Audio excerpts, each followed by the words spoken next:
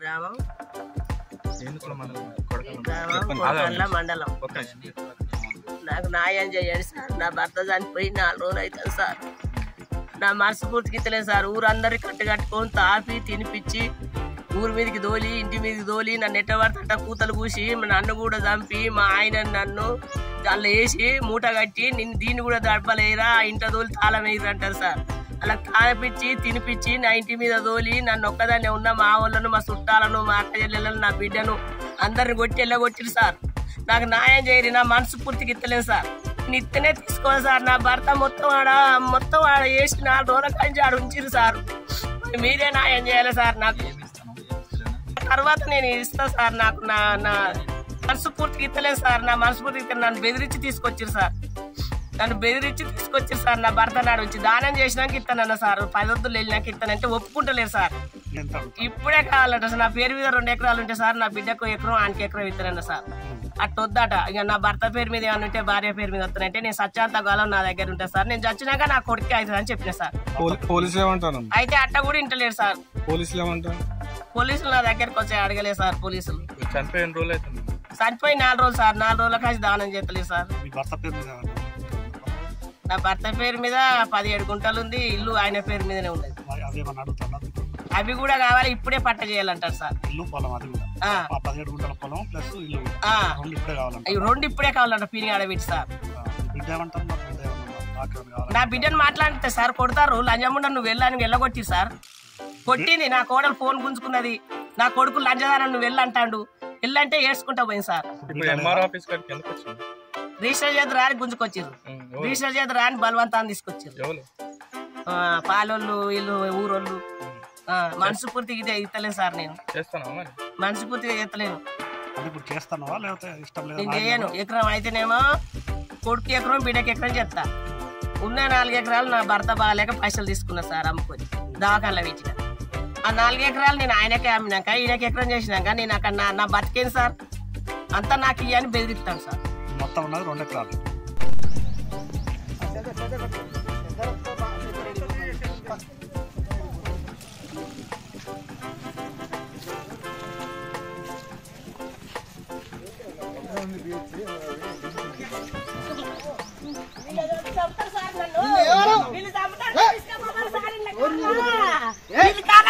చెప్తారు సార్. దండం పెడతా మేడం.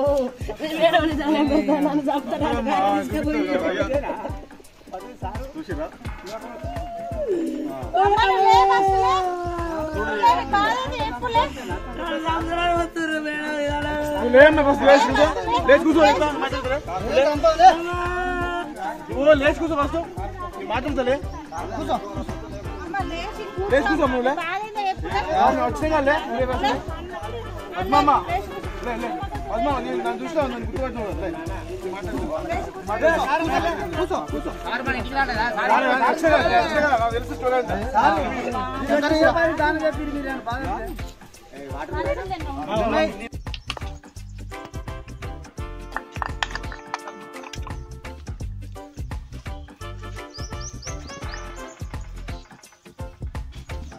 ఈడ కాకుండా ఊళ్ళో కూడా కనుక్కుంటా. నేను చెప్పింది కాకుండా ఊళ్ళో అందరినీ కనుక్కుంటారు.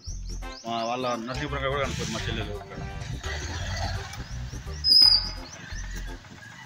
లంజదాన్ని వేసి గొల్లెం పెట్టరా ఎవడో ఏం చేద్దాము. దీన్ని అలా దోలి గొల్లెం పెడితే ఏం చేస్తారని అంటారు సార్. వీడికి వచ్చిండు సార్. అతను కూడా వచ్చిండు. అన్నయ్య కూడా. ఆయన పేరు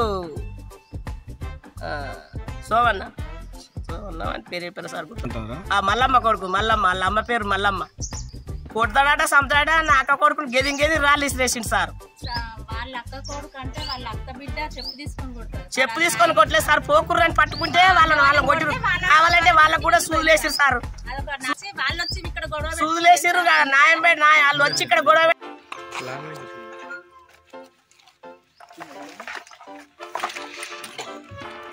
బయట పెట్టాను.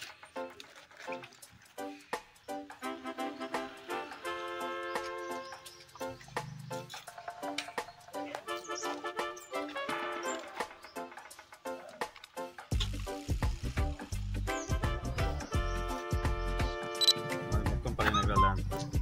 పేరు మా నాన్న పేరు మా అమ్మ పేరు ఎల్కట్టి పక్కన. 15 ఎకరాలు. ఉన్నందుకు మా బావలైన మా మేనత్త మా అమ్మ సైడ్ చేసి నాకు కాకుండా చేస్తుంది సార్. నేను ఫస్ట్ భార్య కొడుకు. మా అమ్మని రెండో పెళ్లి చేస్తున్నాను. నాకు ఒక తమ్ముడు చెల్లె. మా తమ్ముడు చచ్చిపోయింది సార్. తమ్ముడు చచ్చిపోయిన కానీ మా బావ తీసుకొని ఆయన దగ్గర పెట్టుకొని నాకు లేనిపోయిన ఆమె పెట్టి చెప్పి మొత్తం లాంటి మొత్తం వాళ్ళ పేరు చేసుకుంటారు సార్. 3 ఎకరాలు కూడా అమ్మింది. నాకు 5 ఎకరాలు రిజిస్ట్రేషన్ చేసాం. 3 ఎకరాలు అమ్మి హైదరాబాద్ ఇల్లు కొనిచ్చింది లక్షలు పెట్టి మొత్తం ఆకే చేస్తున్నాం సార్. నాకు న్యాయం చేయాలని నేను కోరుకుంటాను సార్. మా చెల్లెకి 8 ఎకరాలు చెందుతుంది సార్. ఉన్నదే 2 ఎకరాలు ఉంది. ఆ 2 ఎకరాలకి వెళ్ళి నాకు న్యాయం చేయాలని కోరుకుంటాను. నా పేరు 3 ఎకరాలే ఉంది సార్. ఫస్ట్లో 5 ఎకరాలు చేస్తే నేను అందులోకి నేను మళ్ళీ మా అమ్మి ఖర్చు పెట్టుకున్నాను సార్. నేను ఇంటి కోసం ఖర్చు పెట్టినా, మా నాయన కోసం, మా అమ్మ కోసం.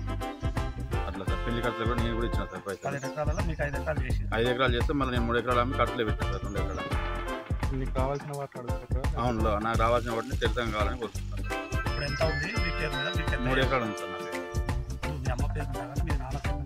మా అమ్మ పేరు మీద 2 ఎకరాలు ఉంది. మా నాన్న పేరు మీద 15 ఎకరాలు. నాకు ఆ 2 ఎకరాలు కావాలని కోరుకుంటాను.